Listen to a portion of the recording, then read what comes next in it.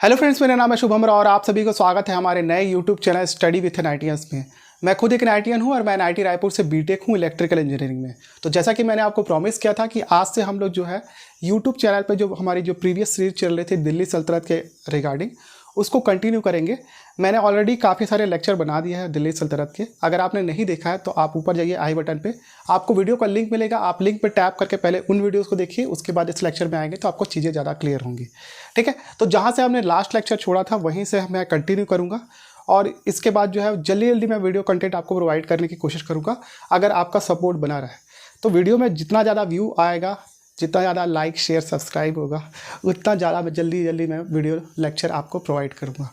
उसके लिए आपको एक काम करना है, प्लीज़ वीडियो को लाइक कीजिए, कमेंट सेक्शन में एक थम्स अप डाल दीजिए और इस वीडियो को ज़रूर शेयर करिएगा एटलीस्ट उन लोगों को जिनके पास पैसे नहीं है कोचिंग इंस्टीट्यूट को देने के लिए। इसके अलावा मैं आपको एक जानकारी दे दूँ, जो स्क्रीन पे नंबर चल रहा है आप उस पर कॉन्टैक्ट करके मेरी अपकमिंग CGPSC और CG व्यापम से रिलेटेड कोर्सेज़ की जानकारी प्राप्त कर सकते हैं। ये सारे के सारे कोर्सेज़ पेड फॉर्म में होंगे और यूट्यूब पे जो है मैं फ्री लेक्चर आपको प्रोवाइड करता रहूँगा। ठीक है, फ्री लेक्चर उतना फ्रिक्वेंटली नहीं हो पाएगा due to certain reasons, but फिर भी मैं कोशिश करूँगा कि आपको ज़्यादा से जल्दी लेक्चर प्रोवाइड कर सकूँ। इसलिए आपका सपोर्ट करना बहुत ज़्यादा ज़रूरी बनता है। ठीक है, मुझे पता है कि कई सारे लोगों का प्रीलिम्स जो है उतना खास नहीं गया क्योंकि पेपर का लेवल बहुत ज़्यादा था और बहुत सारे लोग क्वेरी भी कर रहे थे। मैं सबकी बात समझता हूँ, बट आपको पढ़ना तो पड़ेगा और पढ़ना पड़ेगा और पढ़ के ही आपको पोस्ट मिल पाएगा। तो इसलिए ज़रूरी ये है कि आप पास्ट में जो भी चीज़ हुई उसको भूल जाए और एक फ्रेश शुरुआत करें और यहाँ से पढ़ना चालू करें। अदरवाइज़ जो है आपके हाथ से अपॉर्चुनिटी निकल जाएगी और आगे वाले एग्ज़ाम के लिए आप प्रिपेयर नहीं हो पाएंगे। तो मैं आप सभी लोग को यही बोलता हूँ कि प्लीज़ जो भी पास्ट में हुआ उसको भूलें और जो है एक फ्रेश शुरुआत करें और तैयारी अपनी कंटिन्यू करें यहाँ से। चलिए बहुत हो गया लेक्चर। अब हम लोग चालू करते हैं जो हमारा मुद्दे का टॉपिक था। ठीक है, लास्ट लेक्चर में मैंने आपको इल्तुतमिश तक बता दिया था और मैंने आपको बताया था कि कैसे जो है दिल्ली सल्तनत जो है अरब आक्रमण से लेकर उसके बाद तुर्क आक्रमण में मोहम्मद गोरी का आपने नाम सुना था, जिसने जो है अपने 4 गुलामों को अपने शासन के क्षेत्र दे के जो है वो यहाँ से चला गया और बाद में उसकी मृत्यु हो गई। और उसके पश्चात जो है भारत में, स्पेशली मैं भारत की बात करूँ तो ऐबक के नेतृत्व में जो है वो गुलाम वंश की स्थापना हुई और उसके बाद जो है गुलाम वंश से आगे जो कंटिन्यू करते हुए हम लोग चालू कर रहे थे इल्तुतमिश के बारे में पढ़ना और उसके बाद जो है इसके आगे फर्दर हम लोग चीज़ें देखेंगे। ठीक है, मैंने आपको इल्तुतमिश तक की स्टोरी बता दी थी और उसके आगे क्या स्टोरी है वो हम लोग यहाँ पे देखेंगे। तो इल्तुतमिश के पश्चात जो है उसकी मृत्यु जैसे हुई तो जो है शासन में काफ़ी ज़्यादा अराजकता का माहौल आ गया। ठीक है, इल्तुतमिश काफ़ी ज़्यादा योग्य व्यक्ति था और उसने काफ़ी सारे सुधार कार्य भी किए थे, परंतु उसकी मृत्यु के पश्चात जो तुर्क अमीरों का ग्रुप था वो एक सुल्तान की तलाश में था। ठीक है, लेकिन उसके शासनकाल से संबंधित जितने भी व्यक्ति थे वो उतने ज़्यादा योग्य नहीं थे। हालांकि इल्तुतमिश अपने शासनकाल के दौरान अपनी जो बेटी थी रजिया सुल्तान, उसको जो है अपने कई सारे जो भी सैन्य अभियान थे उसका हिस्सा बना के ले जाता था और वो रजिया सुल्तान को ही एक्चुअल में अपना उत्तराधिकारी मानता था क्योंकि वो काफ़ी ज़्यादा योग्य थी। इवेंचुअली बहुत सारे काम जो है इल्तुतमिश के शासनकाल में उसमें रजिया सुल्तान का काफ़ी ज़्यादा हाथ था, पर एटलीस्ट ये चीज़ जो हम लोग को माननी पड़ेगी कि उस समय का जो सोसाइटी था वो काफ़ी ज़्यादा ऑर्थोडॉक्स नेचर का था और वो एक फीमेल को सत्ता के शीर्ष पे नहीं देख सकते थे और यही रीज़न था कि रजिया सुल्तान को जो है एक साम्राज्ञी के तौर पर एक्सेप्ट करने की सिचुएशन उस समय नहीं थी और यही कारण बना आगे की चीज़ों का, जिसके बारे में हम लोग चर्चा करेंगे। जब रजिया सुल्तान को समाज एक्सेप्ट नहीं कर रहा था तभी क्या हुआ, उन्होंने तुर्क अमीरों ने मिलकर एक बंदा जिसका नाम था रुकनुद्दीन फिरोज, इस बंदे को जो है वो सत्ता पे बैठा दिया। ठीक है, 1236 जिसका टाइम पीरियड था जब ये सत्ता पे आया। लेकिन ये जो रुकनुद्दीन फिरोज था वो काफ़ी ज़्यादा विलासी प्रवृत्ति का व्यक्ति था और उसको जो है सत्ता से कोई लेना देना नहीं था और इसलिए जो इसकी माँ थी शाह तुर्कान, जो कि इसके संरक्षिका के तौर पे कार्य कर रही थी, उसने जो है इसका बेड़ा उठाया और जो भी इल्तुतमिश के वंश से रिलेटेड जो भी व्यक्ति थे उन सारों का दमन धीरे धीरे ये करते गए। ठीक है। और बेसिकली उसने रुकनुद्दीन फिरोज के लिए जो है रास्ता क्लियर कर दिया। एक्चुअल में यही थी वो महिला जिसके नेतृत्व में जो है दिल्ली सल्तनत आगे कंटिन्यू हो रहा था। रुकनुद्दीन फिरोज केवल नाम मात्र का ही शासक था, ठीक है। लेकिन रजिया सुल्तान जो थी उसके पैरेलल में थी, और रजिया सुल्तान ने जब ये देखा कि ये जो हो रहा है वो काफ़ी गलत हो रहा है, तो इल्तुतमिश ने एक पद्धति अपनाई थी अपने शासन में। जिसको भी न्याय मांगना होता था वो लाल कपड़े पहनकर जो है वो जनता के सामने जाता था। रजिया सुल्तान ने भी इसी प्रकार लाल कपड़े पहनकर जो है वो जनता के सामने वो गई और उसने न्याय मांगा, और फाइनली जाके जो है इस रुकनुद्दीन फिरोज को उसने गिरफ्तार किया और उसको कारावास में डाला, और जो खुद रजिया सुल्तान 1236 में जो है ये शासिका बन गई। तो आपसे पूछा जाता है कि मिडिवल इंडिया में कौन सी पहली महिला शासिका हुई, तो उसका नाम क्या है आपका रजिया सुल्तान। आप इसको ध्यान रखिएगा, ठीक है। इसके बाद अलावा जो है शाह तुर्कान का नाम भी जो है वो प्रीलिम्स के एग्ज़ाम में पूछता है कि रुकनुद्दीन फिरोज के समय जो है कौन सी महिला संरक्षिका थी इसकी, ठीक है। तो इसका नाम भी आप ज़रूर याद रखिएगा। रजिया सुल्तान का जो टाइम पीरियड है वो 1236 से 1240 के बीच में। जब ये साम्राज्ञी बन गई तो उसी समय से जो है वो तुर्क अमीर जो है इसके अगेंस्ट जो है विभिन्न प्रकार के षड्यंत्र करने लगे। इवन जो इल्तुतमिश के समय, जैसे कि मैंने आपको बताया था तुर्कान ए चहलगानी के बारे में, या फिर जिसको चालीसा दल भी बोलते हैं, उसमें से काफ़ी सारे मेंबर जो थे वो रजिया सुल्तान के अगेंस्ट में थे कि ये कैसे हमारी साम्राज्ञी बन गई, क्योंकि ये महिला थी, ठीक है। तो रजिया सुल्तान ने थोड़ा बहुत अपने आप को डिफेंड करने की कोशिश की, और एक महिला होने के बावजूद भी जो है उसने अपनी वेशभूषा जो है नॉर्मल दिल्ली सुल्तान के जो अलग अलग किंग्स थे उनकी की तरह उनकी वेशभूषा रहती थी। जैसे कि वो कूबा या फिर कोट पहनती थी, या फिर एक कलाह बोलते हैं, कलाह मतलब एक प्रकार की टोपी होती थी, वो पहन के जो है वो अपने दरबार में आती थी, ठीक है। तो इसने काफ़ी ज़्यादा अपना प्रयास किया कि इस समाज को और इवन आपकी दिल्ली सल्तनत की जो भी रीति रिवाज है उसको कंटिन्यू कर सके। नेक्स्ट है रजिया सुल्तान के समय में जो है उसका एक अफेयर था, ऐसा बोलते हैं, याकूत नाम के एक बंदे के साथ। इस यहाँ पे मैंने नहीं लिखा, याकूत नाम था उसका, याकूत, ठीक है। और इसका अफेयर था ऐसा बोलते हैं, और उसने याकूत को बना दिया आमिर ए आखुर, ठीक है। आमिर ए आखुर का मतलब क्या होता है, अश्वशाला का प्रधान, मतलब ये जो उसके घोड़े वाले जो सेना थी उसका प्रधान बना दिया किसको, याकूत को। और इसने कुछ अपने नेतृत्व में थोड़े बहुत चेंजेस किए और नियुक्ति जो है वो अपने तरफ से करना चालू की है इसने, ठीक है। ये इसके पश्चात जो है अल्तुनिया नाम के जो है एक बंदे को उसने भटिंडे का सूबेदार या फिर इक्तेदार बना दिया, ठीक है। अब ये क्या था, ये अल्तुनिया जो था वो बाद में जाके रजिया सुल्तान के अगेंस्ट में विद्रोह कर देता है, ठीक है। और विद्रोह का दमन करने के लिए जब रजिया सुल्तान वहाँ जाती है, फिर बाद में उसको समझ में आता है कि ये जो है विद्रोह आगे बढ़ सकता है, तो फाइनली जाके वो अल्तुनिया से विवाह कर लेती है, ठीक है। तो आपसे पूछा जाता है कि रजिया सुल्तान का पति का नाम क्या था, तो अल्तुनिया था। कहाँ का सूबेदार या इक्तेदार था, तो भटिंडा का सूबेदार या इक्तेदार था, ठीक है। लेकिन इसका ये सब प्रयासों के बावजूद भी कि उसने जो है अपने साम्राज्य में जो है विभिन्न प्रकार के विद्रोहों का दमन किया, इसके बावजूद भी इसके अगेंस्ट में जो है वो षड्यंत्र लगातार चलते रहे तुर्क अमीरों की तरफ से। और उन षड्यंत्रकर्ताओं में जो प्रमुख षड्यंत्रकर्ता था उसका नाम था ऐतगीन। ये भी तुर्क अमीर में से एक अमीर था, और इसने जो है इसी रजिया सुल्तान की, जब रजिया सुल्तान अपने साम्राज्य से बाहर जाती है किसी विद्रोह का दमन करने के लिए, तो वो बहराम शाह नाम के एक पर्सन को जो है वो आप क्या बोलते हैं दिल्ली सल्तनत का सुल्तान बना देता है। और जब रजिया सुल्तान, जब उसको पता चलता है कि वहाँ पर जो है बहराम शाह जो है वो शासक बन चुका है, ठीक है, तो जब वापसी में वो जब वापस आते रहते हैं अल्तुनिया के साथ, तो हरियाणा के पास एक जगह है जिसका नाम है कैथल, और इसी कैथल के पास जो है इस अल्तुनिया और रजिया सुल्तान की हत्या कर दी जाती है, ठीक है। इस हत्या के पश्चात जो है ऐतगीन को काफ़ी ज़्यादा जो है क्रेडिट मिलता है, और ये क्रेडिट मिलने का इसको इनाम भी मिलता है अलग तरीके से, ठीक है। क्योंकि जैसा कि मैंने बताया कि रजिया सुल्तान जो है एक महिला होने के कारण इसके विरुद्ध जो है लगातार षड्यंत्र लगातार शासन में बनते रहे, ठीक है। और लेकिन इसमें कोई दोष नहीं था, ठीक है। आपसे पूछ सकता है मेंस एग्जामिनेशन में इससे रिलेटेड क्वेश्चन, ये रजिया सुल्तान का मूल्यांकन कीजिए। मूल्यांकन मतलब ये ज़्यादा बड़ा क्वेश्चन मेरे ख्याल से नहीं बन सकता है। ये अराउंड 30 वर्ड्स मोस्टली अगर खींचा तो 60 वर्ड का क्वेश्चन बन पाएगा, उससे ज़्यादा बड़ा नहीं बन सकेगा। तो आप जो है रजिया सुल्तान का मूल्यांकन के संबंध में जो है वो आप 4-5 लाइन लिख सकते हो। उसके लिए आपको क्या लिखना पड़ेगा, सबसे पहले आप योग्य शासिका लिखोगे इसके बारे में, ठीक है। आप ये बताओगे कि रजिया सुल्तान काफ़ी ज़्यादा योग्य शासिका थी।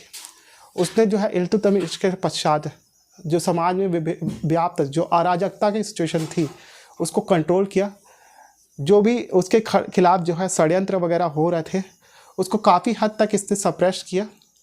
इसके पश्चात जो है उसने शासन व्यवस्था को काफ़ी अच्छे तरीके से संभाला।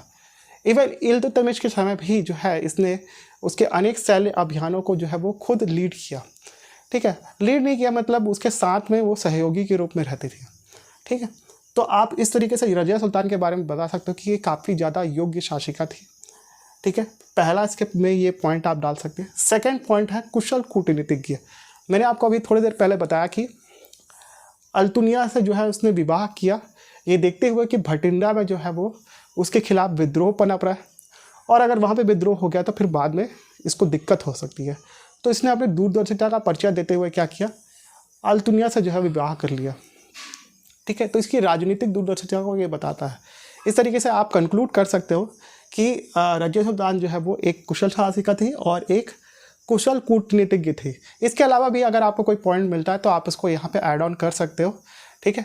लेकिन ये 2 पॉइंट मेरे ख्याल से सफिशिएंट हो गए। आप इसको 60 वर्ड में आराम से खींच सकते हो, ठीक है। तो ये क्वेश्चन यहाँ से बन सकता है रजिया सुल्तान के बारे में और ये मेरे ख्याल से ठीक ठाक क्वेश्चन होगा अगर यहाँ से आ सकता है तो, ठीक है। नेक्स्ट है आपका बहराम शाह। बहराम शाह के बारे में मैंने आपको थोड़ी देर पहले बताया कि बहराम शाह को जो है वो शासक नियुक्त कर दिया जाता है और उसमें बहुत बड़ा हाथ तुर्क अमीरों का रहता है। तो बहराम शाह जब पता चलता है कि मेन जो तुर्क अमीर था रजिया सुल्तान की हत्या के पीछे वो ऐतगिन था और ऐतगिन को वो क्या बना देता है, नायाब ए मुमलकत। और नायाब ए मुमलकत बहुत ही इम्पॉर्टेंट पोस्ट थी दिल्ली सल्तनत में। मतलब राजा के बाद सेकंड नंबर पे इसी का बंदे का नाम आता था, नायाब ए मुमलकत। या फिर कहीं कहीं आपको नाइब शब्द मिलेगा इसके लिए, ठीक है। तो नाइब या फिर नायाब ए मुमलकत ये जो है बहुत इंपॉर्टेंट पोस्ट थी और उस इम्पॉर्टेंट पोस्ट पे जो है उसने ऐतगिन को नियुक्त कर दिया। अगर बहराम शाह का आप टाइम पीरियड देखोगे तो 1240 से लेकर 1242 तक बहराम शाह का टाइम पीरियड माना जाता है, ठीक है। और उसने ऐतगिन को जो है नायाब ए मुमलकत एक पद प्रदान किया जो कि काफ़ी ज़्यादा इंपॉर्टेंस प्ले करता था दिल्ली सल्तनत के शासनकाल में, ठीक है। बहराम शाह से प्रीलिम्स एग्जामिनेशन में एक फैक्ट पूछता है कि पहली बार जो है वो मंगोल आक्रमण जो है दिल्ली सल्तनत में वो बहराम शाह के समय हुआ 1241 में। कई सारे लोग सोच रहे होंगे कि इसके पहले भी मंगोल लोग आए थे। हाँ, एग्जैक्टली आए थे और मैंने आपको बताया था कि जब इल्तुतमिश शासन कर रहा था तो 1222 में जो है वो मांग बरनी का पीछा करते हुए जो चंगेज खान जो है वो भारत आया था। लेकिन इल्तुतमिश ने उस समय अपनी दूरदर्शिता का परिचय देते हुए कि मंगोल लोग जो है वो दिल्ली सल्तनत के ऊपर अटैक ना कर दे, इसलिए जो है वो मांग बरनी की सहायता नहीं करता है, ठीक है। तो उस तरीके से उसने जो है वो मंगोल आक्रमण को अवॉइड कर दिया था। परंतु पहली बार स्पष्ट फुल्ली फ्लैश्ड वॉर जो होता है मंगोलों से वो पहली बार किसके समय में होता है, बहराम शाह के समय में 1241। ये टाइम पीरियड आप याद रखिएगा और इसका भी टाइम पीरियड आप याद रखिएगा तो ये आपसे क्वेश्चन बच जाएगा, ठीक है। अगर ज़रा आपकी किस्मत खराब रही तो ये आपको टाइम पीरियड पूछेगा, अदरवाइज नहीं पूछेगा। प्रीलिम्स एग्जामिनेशन में यही पूछता है। आपको बस इतना पता होना चाहिए कि बहराम शाह वो पहला शासक था जिसके समय पे पहली बार मंगोल आक्रमण ऑब्जर्व किया गया दिल्ली सल्तनत में, ठीक है। लेकिन हाँ, क्वेश्चन को आप ध्यान से जरूर पढ़ लीजिएगा। मंगोलों का भारत में पहली बार आगमन कब हुआ तो ये आपको पता होना चाहिए, इल्तुतमिश के समय हुआ था। लेकिन उस समय वॉर डिक्लेयर नहीं हुआ था, लेकिन इसके समय में वॉर डिक्लेयर हो गया था। तो क्वेश्चन को आप पढ़ के अच्छे से पढ़ के आंसर लगाइएगा, ठीक है। तो कई सारे लोग होते हैं अभी, जैसे कि प्रीलिम्स में कई सारे ऐसे क्वेश्चन थे जिसको अगर कोई ढंग से ना पढ़े तो उससे क्वेश्चन जो है वो एक एक लाइन के आखिरी सेंटेंस में जो है वो गलत हो जाता है, ठीक है। तो आप क्वेश्चन को काफ़ी ज़्यादा ध्यान से पढ़िए। वो सबसे प्राइमा फेसी आपका टास्क होता है जिसको आपको कंप्लीट करना है। बाद में आपको बुक वगैरह इधर उधर की चीज़ें ढूंढना है, ठीक है। तो आपको क्वेश्चन बहुत ध्यान से पढ़ना चाहिए अगर आपको पेपर में अच्छे से क्वेश्चन अटेम्प्ट करना है तो, ठीक है। मुझे पता है कि हर कोई ह्यूमन है, थोड़ा बहुत एरर हो जाता है, बट आप एरर को जो है वो बहुत ही माइन्यूट करने की कोशिश करिए, अदरवाइज़ जो है आधा एक नंबर से भी जो है आपका प्रीलिम्स गायब हो सकता है, ठीक है। तो इतना बड़ा इम्पैक्ट पड़ता है आपको जो है क्वेश्चन ध्यान से ना पढ़ने के चक्कर में, ठीक है। तो अगर ये सारी चीज़ें आपको अभी तक समझ में आ गई है तो प्लीज़ वीडियो को लाइक कर दीजिए और कमेंट पे अभी से थम्स अप डाल दीजिए, क्योंकि मैं अभी इसके आगे और चीज़ें बताने वाला हूँ जो आपके लिए ज़रूरी है, ठीक है। ये लाइक मांगने का मेरा बहाना था आपके लिए। चलो नेक्स्ट, बहराम शाह के पश्चात जो है वो मसूद शाह करके एक शासक आता है, ठीक है। मसूद शाह का जो टाइम पीरियड है वो 1242 से लेकर 1246 तक था, ठीक है। और मसूद शाह के समय में कोई खास घटनाएं नहीं हुई है, और यहाँ से जो मेंस का क्वेश्चन नहीं बन सकता। मेंस का अगर क्वेश्चन है इस टॉपिक में से तो केवल रजिया सुल्तान के ऊपर मैं जो बताया वो एक मेंस का क्वेश्चन बन सकता है। ये सारे प्रीलिम्स फैक्ट है जो कि मैं आपको अभी डील कर रहा हूँ, ठीक है। मसूद शाह का टाइम पीरियड 1242 से लेकर 1246 तक है, और इसी के शासन काल को जो है बलबन का उदय काल माना जाता है। बलबन के बारे में जो है हम लोग नेक्स्ट वीडियो में पढ़ेंगे। अभी तो फिलहाल यहाँ तक आपको जो शमसी डायनेस्टी थी आपकी इल्तुतमिश की उसको बता रहा, ठीक है। बलबन के बारे में हम लोग कल देख लेंगे। फिलहाल तो बलबन का उदय जो है वो इसी मसूद शाह के समय में हुआ था, ठीक है। बलबन एक चालीसा दल का मेंबर था इल्तुतमिश के समय में, और चालीसा दल के मेंबर होने के पश्चात जो है उसकी औकात इसके समय में जो है वो काफ़ी ज़्यादा बढ़ गई थी, जब बलबन को इसने आमिर हाजिब का पद दिया, ठीक है। आमिर हाजिब भी काफ़ी इम्पोर्टेंट पोस्ट थी, और ये दिल्ली सल्तनत में जो है इसे शिष्टाचार प्रधान बोला जाता था। शिष्टाचार प्रधान मतलब दरबार में किस प्रकार का कोड ऑफ कंडक्ट होगा, ठीक है, कैसे लोग आएंगे, कैसे लोग जाएंगे, किस तरीके के कपड़े पहनेंगे, राजा के सामने उनका आचरण किस प्रकार होना चाहिए, ये सारी चीज़ें डिसाइड कौन करता था? यही आमिर हाजिब डिसाइड करता था, ठीक है। तो शिष्टाचार प्रधान का जो है इसको पद मिला, और जो है इसने धीरे धीरे करके अपनी जो है महत्ता और अपनी जो है सुप्रीमेसी थोड़ी थोड़ी बढ़ाना चालू कर दिया, और इसी ने जो है वो फिर धीरे धीरे वो क्लोज आता गया किसके? दिल्ली के सुल्तान के, ठीक है। और जिसका उसके समय का सबसे बड़ा टर्निंग पॉइंट तब आता है जब नासिरुद्दीन महमूद जो है वो शासन में आता है। नासिरुद्दीन महमूद का जो टाइम पीरियड था वो 1246 से लेकर 1266 तक था, और इसी समय जो है बलबन काफ़ी ज़्यादा शक्तिशाली हो जाता है, और इसकी पावर भी काफ़ी ज़्यादा बढ़ जाती है। बलबन को नासिरुद्दीन महमूद जो है वो नायाब मुमलकत पद प्रदान करता है। जैसे कि मैंने आपको नाइब बताया इसके बारे में, इसको नाइब भी बोलते थे, नायाब मुमलकत भी बोलते थे। और ये पद जो पहले एदगिन के पास हुआ करता था वो बलबन को भी इसने प्रदान कर दिया, ठीक है।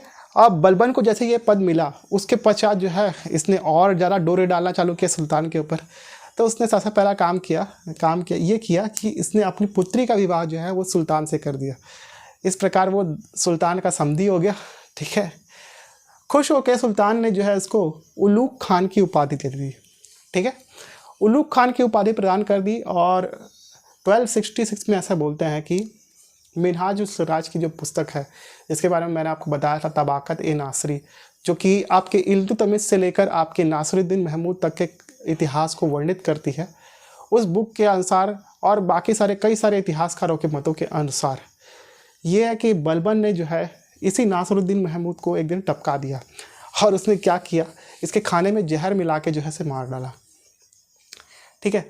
कैसे भी मारा हो, कुछ भी मारा हो, लेकिन अल्टीमेटली क्या हुआ, नासिरुद्दीन महमूद यहाँ से ख़त्म हो जाता है, और बलबन जो है वो सत्ता पे आ जाता है, और ये दिल्ली का अगला सुल्तान बन जाता है, ठीक है। मेरे ख्याल से जो है मैंने काफ़ी सारी चीज़ें आपको बता दी इस पर्टिकुलर वीडियो में, ठीक है। अभी थोड़ा सा रुक जाओ, उसके बाद अब तक चले जाना वीडियो को बंद करके। मैं आपको बताना चाह रहा था कि ये जो हमने अभी तक जितनी चीज़ें पढ़ी ये थोड़ा बहुत आपको एक आइडिया देगा इसके बारे में। अभी जो है मैं आगे आपको बलबन से आगे और खिलजी के पहले तक, मतलब अलाउद्दीन खिलजी के पहले तक, जलालुद्दीन खिलजी तक जो है वो आपको नेक्स्ट क्लास में हो सके तो मैं कल प्रोवाइड करने की कोशिश करूँगा, ठीक है।